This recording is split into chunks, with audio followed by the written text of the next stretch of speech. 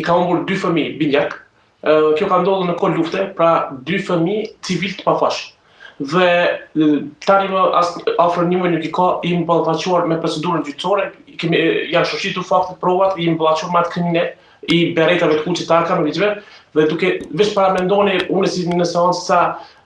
lote, sa emocione, sa kërcënime të kuptimit, domethënë se ai personi që është zënë sërri në këtë rast i ka mbytur 2 fëmijë dhe kena pas përballë neve një kriminal. Dhe ato përvojat shpirtërore,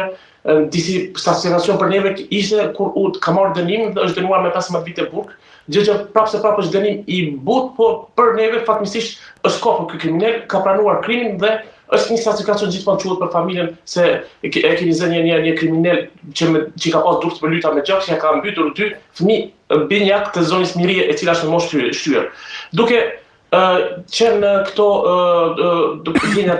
ndjenjat që i mbavaquar në gjyq, domethënë ende të freskëta kishim ato kujtimet e luftës, sepse u dashur të riprodhohen edhe një në seancë, gjitha ato kohrat e luftës, viktimat, mënyrën se si janë ekzekutuar, janë prerë gjymtyrët, mos tim atje. Tani në një kohë pas lufte, këtu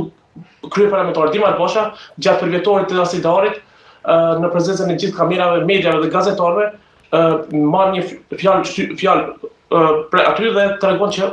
rasti ideal peshon më shumë se krimi që i ka bërë Miloshi ndaj popullatës civile shqiptare. Pra kjo edhe një herë na ka prekur neve dhe në këtë rast në familje edhe një herë disi është vrarë. Ndërgjitësi asaj është vrarë nga një kryeparlamentar i cili ka abuzuar me postën dhe ky veprim ka qenë një veprim i pamatur politikisht, ndoshta edhe për pajena politike duke ditur se është kohë fushate, por kjo gjë duhet të dënuar dhe kemi ngritur padinë. Padinë kemi trajtuar në aspektin e provës sepse është pamja në prezencën e kamerës se çka flet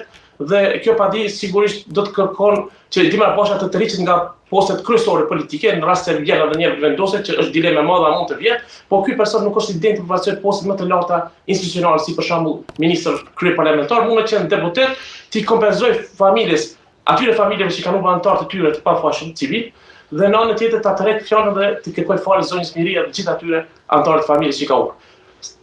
Po, dhe Genti nëse flasim për këtë,